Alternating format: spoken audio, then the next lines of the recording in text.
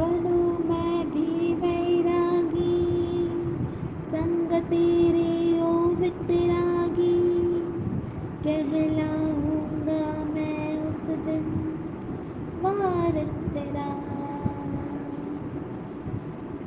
जगा दो मुझ में शक्ति, ऐसी मुझे दो भक्ति, चलूं मैं भी उस पथ पर, तुम हो जहाँ।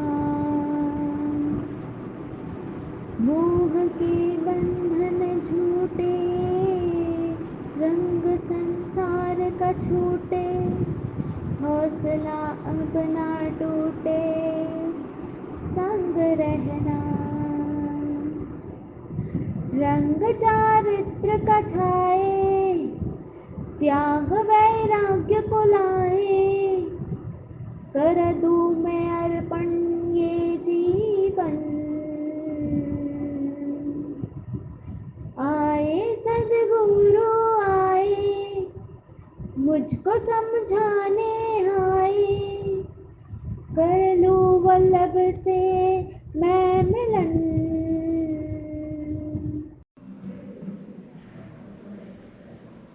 ध्याता आचारज भला, महामंत्र शुभ प्राध्यानी रे, पंच प्रस्थाने आत्मा, आचारज होय प्राणी रे, वीर जिनेश्वर उपदेश तुम्हें सांभळ जो चित लाई रे, आत्म ध्याने आत्मा, रिद्धि मिले सभी आई रे।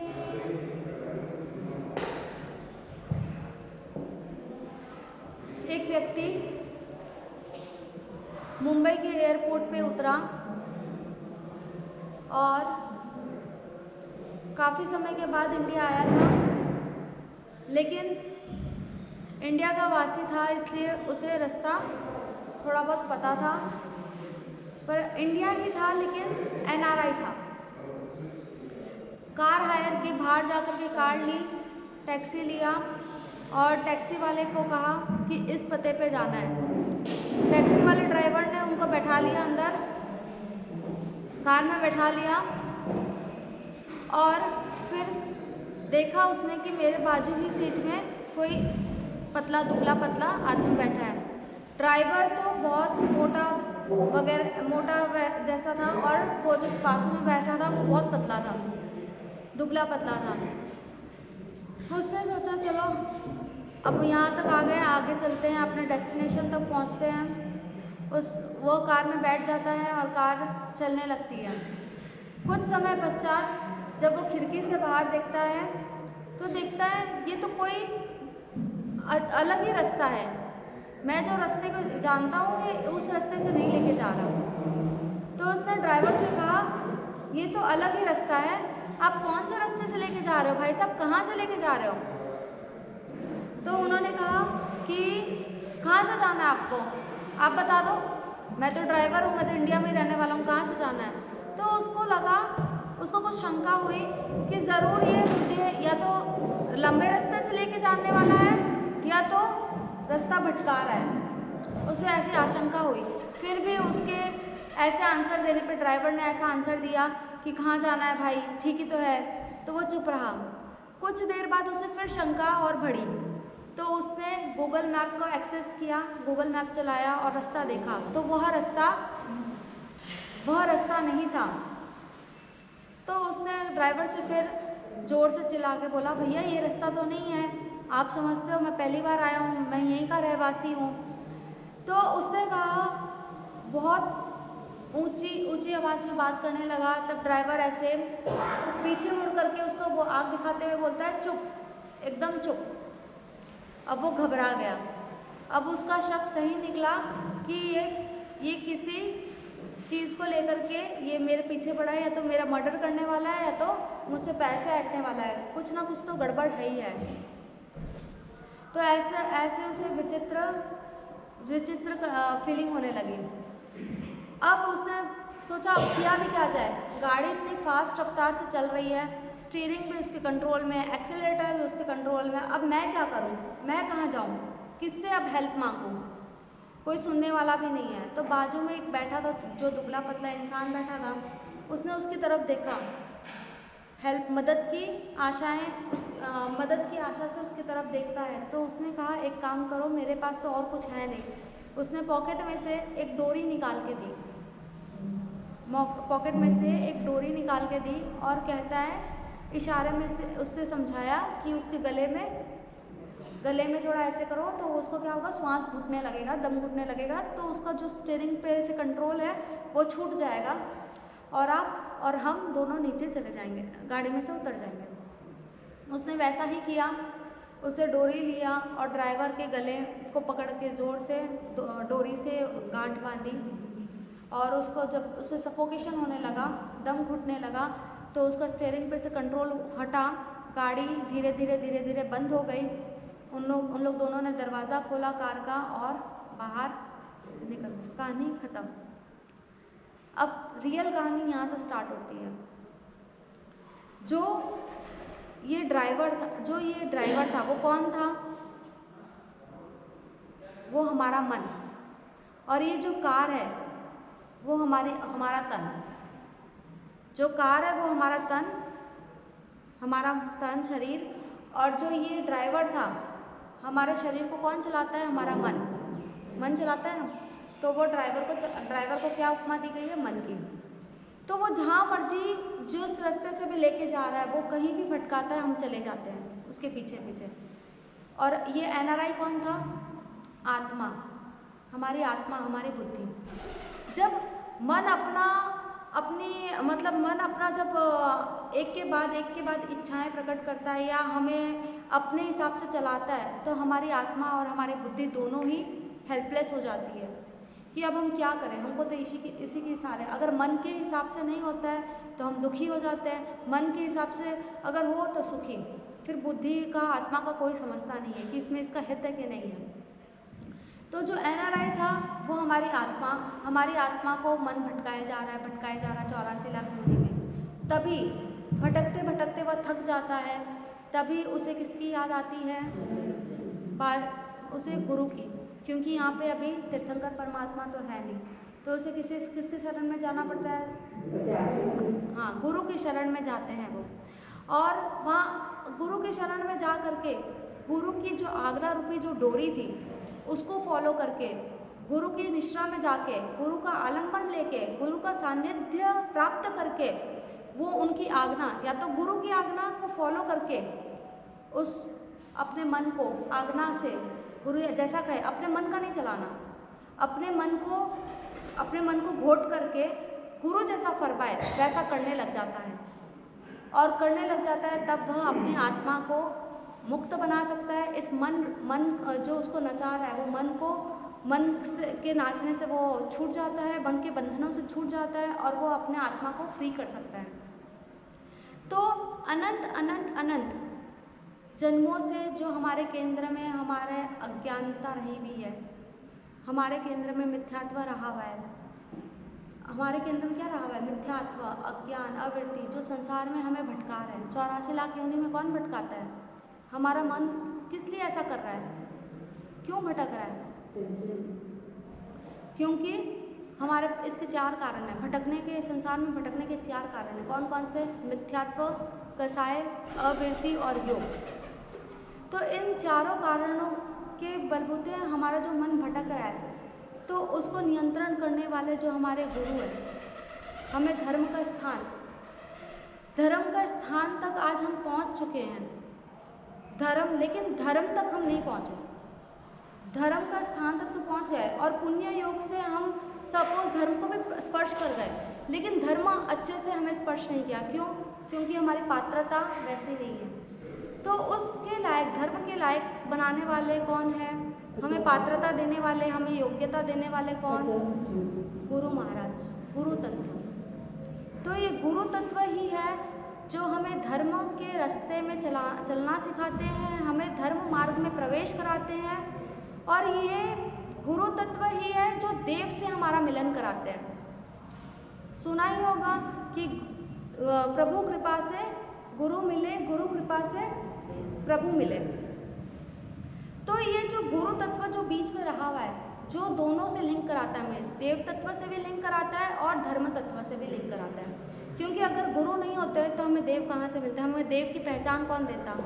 और अगर ये गुरु तत्व ही नहीं होते तो हमें धर्म क्या बताता कि धर्म और अधर्म क्या है, सही क्या है, गलत क्या है, मिथ्यात्व से हमें कौन लेकर के आता। तो इस कारण से आज सिद्ध चक्र जी का ओली जी की आराधना का आज कितना दिन, तीसरा दिन। और गुरु तत्व का कितना दिन, कौन सा दिन, पहला दिन। तो गुरु तत्व किस अपेक्षा से, किस बेसिस से गुरु तत्व बीच में है, नव तत्व के बेसिस पे। नव पद में गुरु तत्व बीच में आते हैं, पहले देव तत्व, फिर गुरु तत्व और धर्म तत्व। इसलिए गुरु तत्व को बीच में रखा गया है कि गुरु ही आधार है, गुरु ही मार्गदर्शक है। इन दोनों से पहचान कौन कराता है, गुरु। आज गुरु तत्व का पहला दिन, नवपद जी का तृतीय दिन। और गुरु पद में कौन सा पद है आज, आचार्य पद। और आचार्य पद किस अपेक्षा से मध्य में आते हैं, आचार्य पद किस अपेक्षा से केंद्र में आते हैं। पंच परमेष्टि में आचार्य महाराज कहाँ विद्यमान है। पंच परमेष्टि क्या है पहले ये बताओ। अरिहंत सिद्ध आचार्य उपाध्याय साधु, ये पंच परमेष्टि। पंच परमेष्टि के मध्य में क्या आता है, आचार्य पद। पंच परमेष्टि के मध्य में आचार्य पद। और ये आचार्य पद आज, आचार्य पद का आज पहला दिन, ठीक है। अच्छा अब ये बताओ कि अरिहंत परमात्मा किस अपेक्षा से मध्य में आते हैं। अरिहंत परमात्मा किस अपेक्षा, हमें सब पांचों परमेष्टि को मध्य में लेके आना है, कोई भी अपेक्षा से। तो अरिहंत परमात्मा किस अपेक्षा से मध्य में आते हैं, सिद्ध चक्र यंत्र में नवपद जी के, सिद्ध चक्र जी के यंत्र में अरिहंत परमात्मा मध्य में। अब सिद्ध परमात्मा किस अपेक्षा से केंद्र में है, मध्य में है।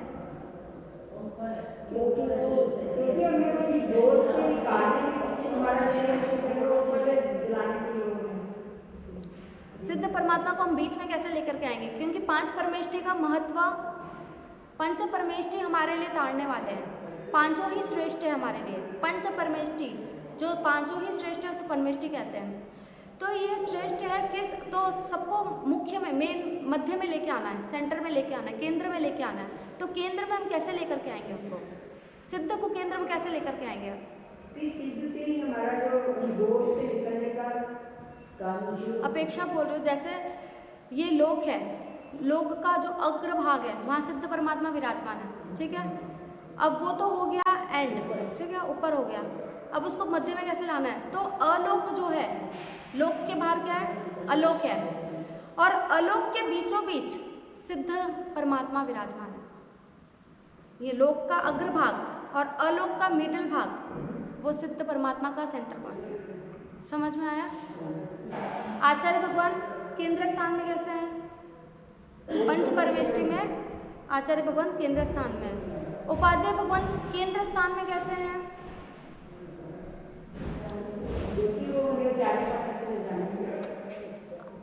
गुरु तत्व में उपाध्याय भगवंत केंद्र स्थान में। गुरु तत्व में कौन कौन, हाँ गुरु तत्व के सेंटर में आ गए उपाध्याय भगवंत है। अब साधु भगवंत सेंटर में कैसे है,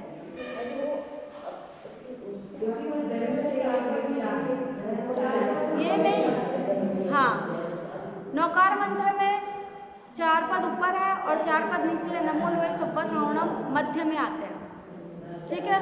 तो इस अपेक्षा से पंच परमेष्टि को हम मुख्य स्थान में रखते हुए, श्रेष्ठ बताते हुए हमने उनको केंद्र स्थान में नियुक्त किया। और एक बार क्या होता है, भगवान महावीर स्वामी की परिषदा लगी होती है, वहाँ पे कोई आके पूछता है, भगवान आपका निर्वाण समय नज़दीक आ गया है, अंतिम समय नज़दीक आ रहा है, आप अंतिम तीर्थंकर हो, आपकी बात इस अवसर पीढ़ी काल में भरत क्षेत्र में कोई भी तीर्थंकर नहीं होने वाले, आपके बाद केवल ज्ञान भी जल्दी से अलोप हो जाने वाला है, केवल ज्ञान भी ज़्यादा समय तक नहीं रहने वाला। तो आप सर्वज्ञ हो, सर्वदर्शी हो, सूर्य के समान हो, आपका केवल ज्ञान कैसा है? सूर्य के समान है। तो आप सूर्य के समान हो, आपके बाद इस भरत क्षेत्र में अंधकार हो जाने वाला है। तो ये अंधकार का हरण कौन करेगा? हमारा सहारा कौन है? आपके बाद हमें हमारा जो आधार है वो कौन होगा? हमें मार्गदर्शन कौन देगा? हमें ज्ञान का प्रकाश कौन देगा? तो भगवान जी कहते हैं, एक नवपज्य की जो है पूजा है, उसमें ऐसा लिखा गया है, अथ मीजे सूरज केवल वंदिजे जग दीवो भुवन पदारथ प्रकटन पटुते आचारज चिरंजीवो रे भविका सिद्ध चक्र पद बंदो। भगवान ने कहा कि ज्ञान प्रकटेगा, धर्म का मार्ग खुला रहेगा, जिन शासन चलेगा, लेकिन वो मेरे थ्रू नहीं, मेरे निर्वाण के पश्चात कौन चलाएगा उसे? आचार्य भगवंत। मैं सूर्य के समान हूँ, सूर्य अस्त हो जाएगा, केवल ज्ञान रूपी चंद्र अस्त हो जाएगा, इस भरत क्षेत्र में अंधकार छा जाएगा, लेकिन उसके बाद सूर्य दूसरे सूर्य को जन्म नहीं दे सकता, लेकिन जो एक दीपक है वो दूसरे दीपक को जन्म दे सकता है, बूझे हुए दीपक को जला सकता है। तो इसी हिसाब से मेरे बाद दीपक के समान जो आचार्य महाराज है वो ही आपका आधार बनेंगे, वो ही जिन शासन की धुराओं को बहेंगे, कैसी कैसी विषम परिस्थितियाँ आएगी। तो एक आचार्य नहीं, अनेकों आचार्य अनेक अनेक प्रांत में विचरण करके जिन शासन की गरिमा को बढ़ाएंगे। इस अवसर पर काल में इस जगत में, इस भारत में साक्षात तीर्थंकरों का अस्तित्व जो होता है ना, वो मर्यादित काल के लिए होता है।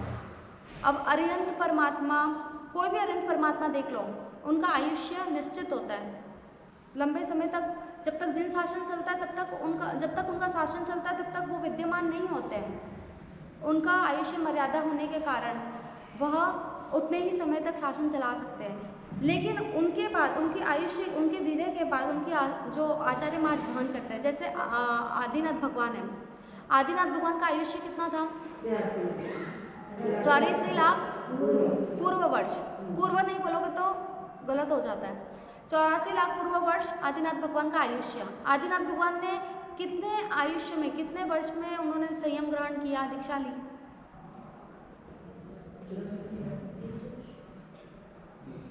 84 लाख वर्ष उनका आयुष्य था। दीक्षा कब ली उन्होंने? 83 लाख पूर्व वर्ष, 83 लाख पूर्व वर्ष के पश्चात राज्य भोगने के बाद उन्होंने दीक्षा ली। कितना आयुष्य शेष रहा? 1 लाख पूर्व शेष रहा। 1 लाख पूर्व में छद्मस्त अवस्था उनकी कितनी थी? छद्मस्त मतलब जब तक केवल ज्ञान को प्राप्त नहीं किया। कितना वर्ष के बाद उन्हें केवल ज्ञान हुआ? 1000 वर्ष के बाद। और 1000 वर्ष तक वो विचरण करते रहे छद्मस्त अवस्था में, जब तक उनको केवल ज्ञान प्राप्त नहीं हुआ। और जैसे ही 1000 वर्ष के बाद केवल ज्ञान प्राप्त हुआ, समूहावसरण की रचना हुई, तीर्थ की स्थापना हुई। भगवान समूहावसरण में तीर्थ की स्थापना की, मतलब शासन की स्थापना की। फिर उस शासन की स्थापना कितने दिन तक चली? वो उनका आयुष्य कितना रह गया था? 1 लाख पूर्व वर्ष में 1000 वर्ष न्यू, क्योंकि 1000 वर्ष तो उनका छद्मस्त अवस्था का हो गया। तो केवल ये अवस्था कितना? 1 लाख पूर्व वर्ष में 1000 वर्ष न्यू। तो इतने समय तक उन्होंने अपने शासन को संभाला, शासन खुद ही स्थापना किया और खुद ही शासन को वहन किया। फिर उसके बाद कितने काल तक उनका शासन चला? अजितनाथ भगवान तक कोई तीर्थंकर नहीं हुआ, अजितनाथ भगवान दूसरे तीर्थंकर। तो आदिनाथ भगवान के निर्वाण के पश्चात और अजितनाथ भगवान के शासन स्थापना के बीच में कितना गैप था? 50 लाख करोड़ सागरोपम, इतना गैप था। कितना? 50 लाख करोड़ सागरोपम, इतना गैप था। और इतने गैप में असंख्य असंख्य असंख्य राजा हुए। राजा ने राज्य किया, चारित्र लिया, मोक्ष में गए। राजा ने राज्य किया, चारित्र लिया, मोक्ष में गए। तो किस तरह से आचार्य महाराज ने धर्म शासन, धर्म मार्ग को आगे बढ़ाया होगा कि सारे ही सारे राजा किसके अधिकारी हुए? मोक्ष के अधिकारी हुए। असंख्य राजा मोक्ष में गए। जैसे 100% राजा हुए हैं इस बीच में, इस विरह काल में 100% राजा हुए हैं, तो 99.9% राजा कहाँ गए? मोक्ष में। सिर्फ 1% कहाँ गए? नरक में कोई गया ही नहीं है, सबने सदगति प्राप्त प्राप्त की है। इतने अच्छे आचार्य महाराज, इतने अच्छे आचार्य महाराज ने शासन चलाया कि कोई नरक में गया ही नहीं। भगवान का शासन ही ऐसा था कि भगवान के वंशज कहलाए ना, वो तो आदिनाथ भगवान के वंशज कहलाए। तो भगवान का वंशज ऐसा था ही नहीं कि इतने अच्छे से शासन स्थापना करके गए, इतने अच्छे से उन्होंने सिखाया असीम ऋषि ऋषि। आज हम जो आपको सिखाते हैं 2-3 दिन तक, कितने अच्छे से वो पालन होता है। बाद में भले वो विस्मरण हो जाता है, बाद में भले पालने में ढिलास आ जाती है, लेकिन जब समझाया होता है और जिसको आचरण करने का मन होता है तो वो कितने अच्छे से करता है। तो भगवान का शासन है, भगवान ने असीम ऋषि कृषि सिखाया, राज्य चलाना सिखाया, तो उसमें गलती कैसी हो सकती है? नहीं हो सकती। तो इतने अच्छे से राजा का राज्य, क्योंकि राजा जो होता है ना वो हमेशा नरक का अधिकारी होता है। इतने युद्ध करते हैं, इतने ऐशो आराम में रहते हैं, ऐश्वर्य होता है, इतना भोगते हैं, इतने कुछ हाँ, तो फिर वो तो नरक के अधिकारी हुए। लेकिन नहीं, अंत में चारित्र ग्रहण करके मोक्ष के अधिकारी बन जाते हैं। तो कितने अच्छे से उन्होंने राज्य चलाया होगा, और इतने आचार्य महाराज के बलबूते ही सारे ही राजा 0.1% कहाँ गए? सदगति को प्राप्त करके देवगति। और देवगति में भी कोई पहला दूसरा देवगति नहीं, अनुत्तर विमान, जो एक भव करो फिर मोक्ष में जाओ। नवग्रह में या तो अनुत्तर में गए थे, 0.1% ही। असंख्य राजा में से 0.1% ही सिर्फ देवगति को प्राप्त किए।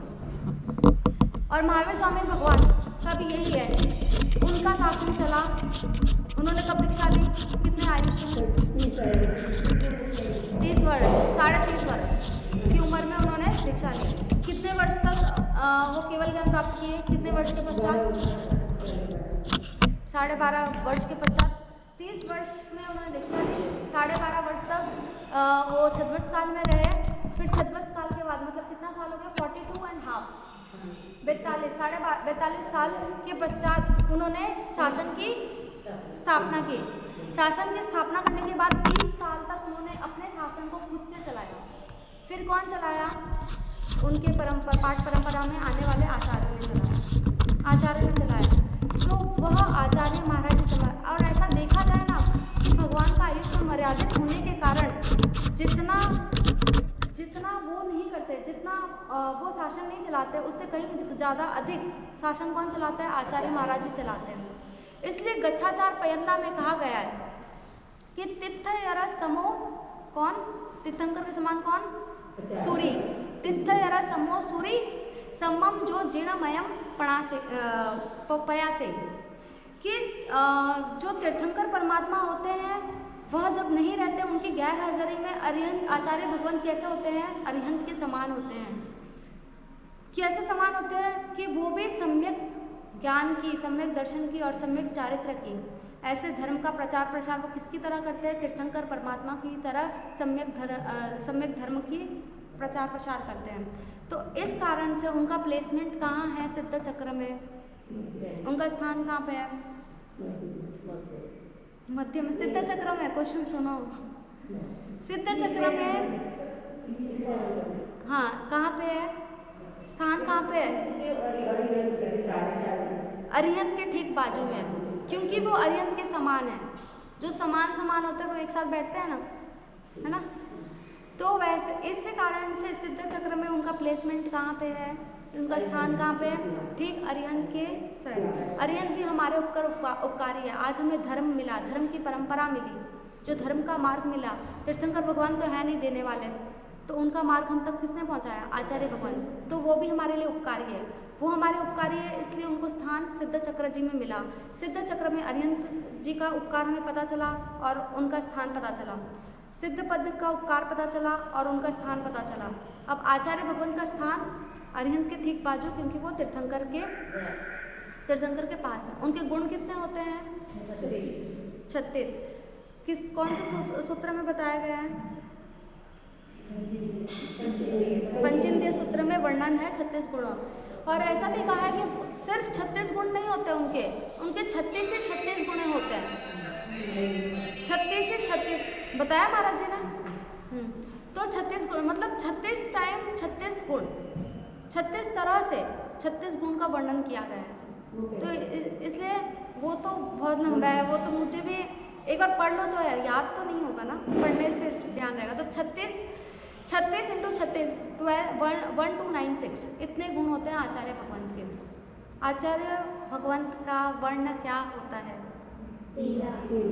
पीला। कैसे? वो मतलब पक्को स्थिति है इसमें। हाँ? सुबह वाली मेहनत एक करते हैं वो परिवर्तन हो जाते हैं इसमें। अच्छा, जैसे आज हमारा होता है वो कच्चा पीला हो जाता है, ऐसे माने ठीक है, वो भी ठीक है। बाकी और कोई? क्योंकि आचार्य महाराज दीपक के समान होते हैं। दीपक की लौ कैसी होती है? पीली होती है। और अभी हमने बताया था तीर्थंकर परमात्मा सूर्य के समान है, केवल ज्ञानी चंद्रमा के समान है, आचार्य दीपक के समान है। आचार्य दीपक जैसे एक दीपक बुझा हुआ दीपक जलता हो तो हजारे बुझे दीपक को जला देता है, तो उसी तरह उनको दीपक की उपमा दी गई है। दीपक का प्रकाश कैसा होता है?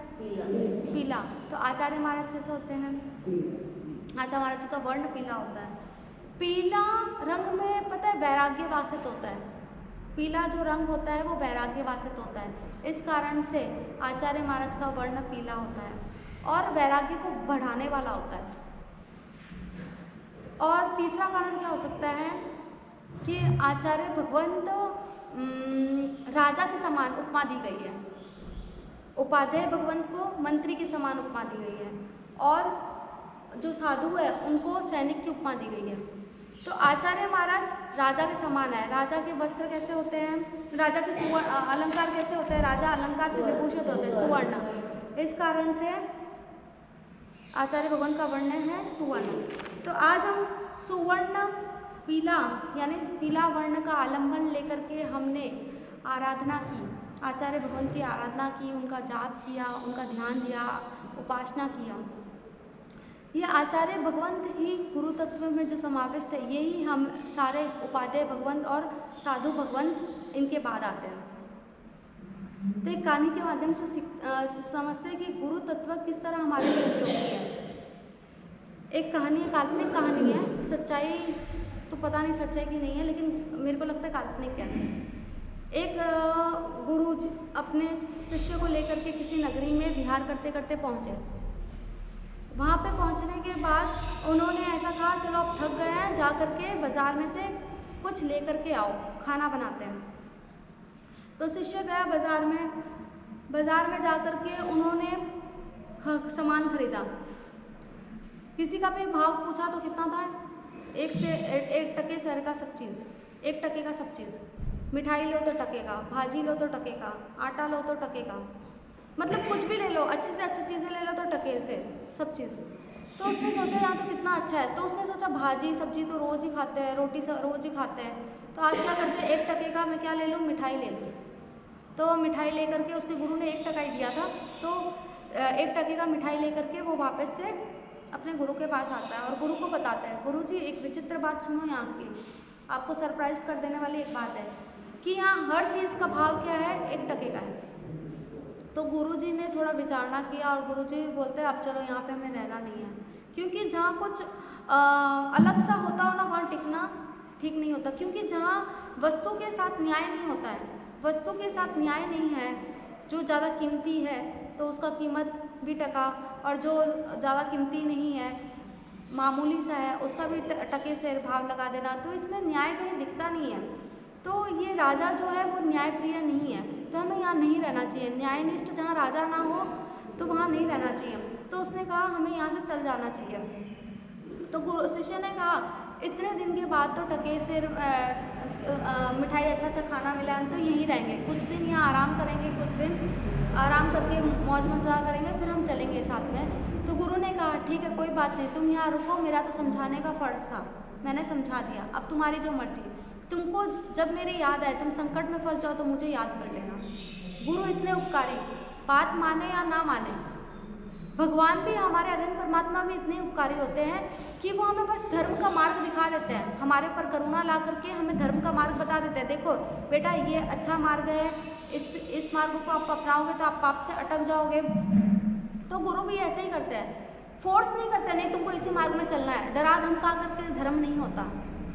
अगर डरा धमका के धर्म किया कराया जाता तो आज तीर्थंकर परमात्मा भी डरा धमका करके सबको धर्म में जोड़ देते हैं, पाप से अटका देते हैं। तो गुरु महाराज ने भी बोला कि ठीक है कोई बात नहीं, मेरा फर्ज था तुम्हें सही राह बताने का। गुरु का फर्ज क्या होता है? सही राह रास्ता बताने का। तो उसने कहा ठीक है आप जाओ, कभी संकट आएगा तो आप तो हो ही हो मेरे लिए। तो गुरु महाराज वहाँ से चले जाते हैं उसको सही रास्ता बता करके। अब यहाँ पे शिष्य आराम से मौज मस्ती से रोज़ रोज़ मिठाई पकवान नित नया पकवान खाए जा रहा है और अपना दिन व्यतीत कर रहा है। खा पी करके गोलू मोलू हो जाता है एकदम हटा कटा। अब वहाँ पे एक घटना बनती है, राजा के पास कोई आता है और कहता है राजा जी मुझे न्याय चाहिए, मेरे घर की दीवार गिर गई, मेरे घर की दीवार गिर जाने से मेरी बकरी का मृत्यु हो गया, तो मुझे न्याय चाहिए। तो राजा ने कहा कि तुझे किस पे शक है?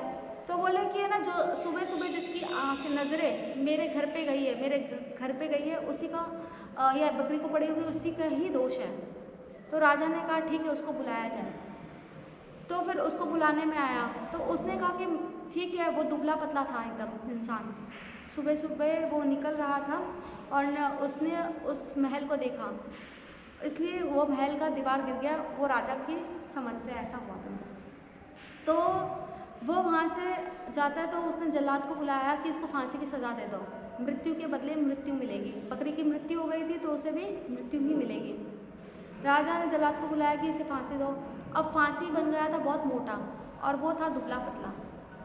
तो राजा तो कहा कि जल्लाद आके बोलता है कि ये तो इसकी अटक ही नहीं रही है, फिट ही नहीं हो रही है, फांसी कब लगेगी जब गला घुटेगा ना, तो इसको फिट नहीं होती। राजा बोलते हैं कि कोई ऐसे मोटे ताजे इंसान को लेकर के आओ जो इसमें फिट हो जाए,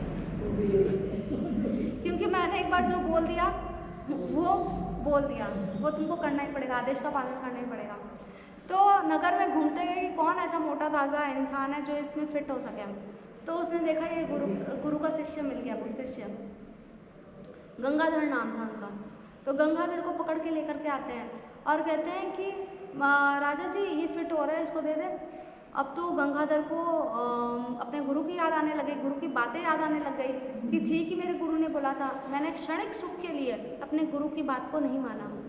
यहाँ पे बैठते हैं गुरु महाराज जी धर्म की देशना देते हैं कि बेटा ऐसे मत करो, ऐसा मत करो, हे भवी प्राणियों आपका हित करो, अपना हित करो, नहीं तो आप संसार में रखड़ पट्टी करोगे, आपका अहित हो जाएगा।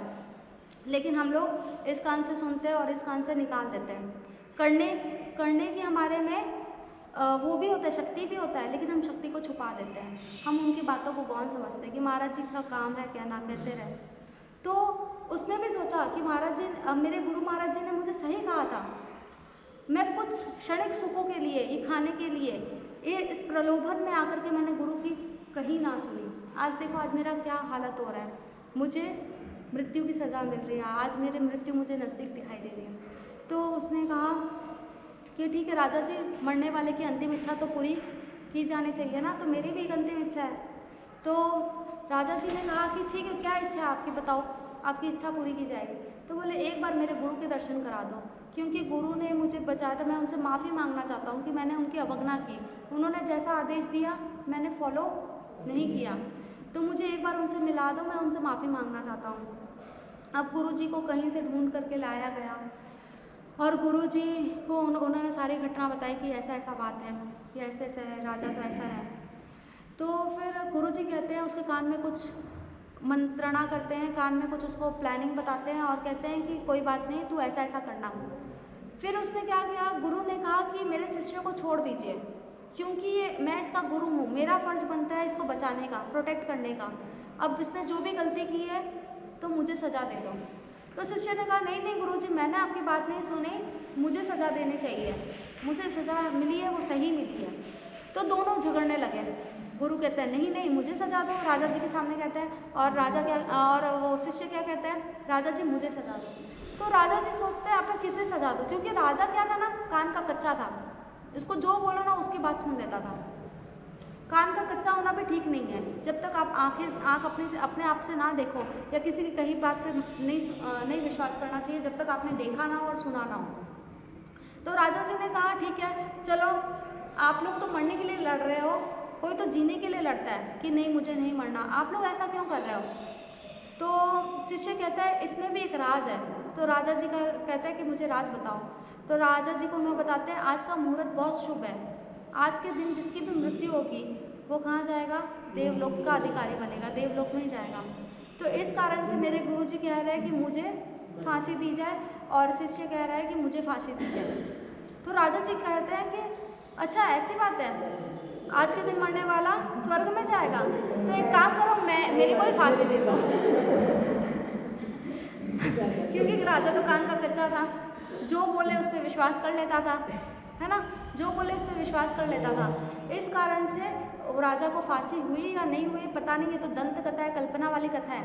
लेकिन अगर जो न्याय प्रिय नहीं होता है, न्यायनिष्ठ नहीं होता है, न्याय करना नहीं जानता, किसी की बात में आकर के विश्वास कर लेता है, उसका अहित ही होता है, वो अपना अहित स्वयं ही कर लेता है। जब तक आप अपने कान से बात सुनते नहीं हो या देखते नहीं हो, उस बात पे विश्वास करना नहीं चाहिए और उस पर रिएक्ट नहीं करना चाहिए। तो इस तरह गुरुजी ने अपने शिष्य को बचा लिया और शिष्य ने अपने गुरुजी को बहुत बहुत धन्यवाद कहा और कहा कि मैं आपके बताए हुए ही मार्ग पे चलूँगा, मैं कभी भी आपका सहारा आपको छोड़ के नहीं जाऊँगा। क्योंकि जब तक ये भक्तजन है और शिष्य होते हैं, वो किससे टिके होते हैं, किससे उनकी गरिमा होती है? गुरु से। गुरु की एक बात नहीं मानने से कितना उसका अनर्थ हो सकता था। आज देखो, गुरु बताते भी हैं, फिर हम लोग उनकी बात नहीं मानते, लेकिन जब मुश्किलें आती हैं फिर हम कहाँ किसके शरण में आते हैं? क्योंकि देव तीर्थंकर परमात्मा ने तो कहा है कि मेरे बाद गुरु महाराज ही है। तो गुरु महाराज फिर भी ऐसा नहीं बोलते हैं कि देखो मैंने तुमको पहले ही कहा था कि मेरी बात स्वीकार लो। अन्य कोई व्यक्ति होता है ना, हम उसके शरण में जाते हैं ना, देखो दो चीज़ का शरण होता है, या तो संसार के शरण में जाओ या तो गुरु की शरण में जाओ। अगर संसार के शरण में जाते हैं ना, तो उन लोग ऐसा बोल सकते हैं, उन लोग बात फैला सकते हैं। और दूसरी बात क्या होता है कि उन लोग बोलते हैं देखो मैंने तो कहा ही था कि ऐसा करने के लिए, तुमने बात नहीं मानी, मैंने ऐसा कहा ही था करने के लिए, तुमने बात नहीं मानी, और उसके जले पे नमक छिड़कते हैं। लेकिन गुरु ऐसा होते हैं कि उन्होंने रास्ता भी दिखाते हैं और फिर जब मुश्किल आती है तब भी उनका हाथ पकड़ के उनको बचा देते हैं, उनको ताड़ देते हैं। तो गुरु तत्व का आलम्बन लेकर के आज हमें भी संसार से पार उतरना है। और दुर्भाग्य से हमारे पास अरिहंत परमात्मा है नहीं, लेकिन अरिहंत परमात्मा के शासन को चलाने वाले गुरु तत्व है हमारे पास। सौभाग्य से हमारे पास गुरु तत्व है और उसमें भी आचार्य महाराज हैं। आचार्य महाराज के बताए हुए निर्देश के अनुसार अगर हम चले तो हमारा भी अनर्थ से होने से हम भी बच सकते हैं और हमारा भी निस्तार हो सकता है, पार हो सकता है, भव सागर से हम भी पार हो सकते हैं।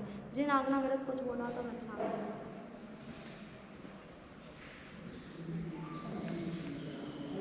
सर्वमंगल मांगल्यम सर्वकल्याणकारणं प्रदानं सर्वधर्माणां जयं जयति शास्त्रम्। हाँ जी, हाँ मेरा आज व्यासन है, फिर है ना बड़ी लेन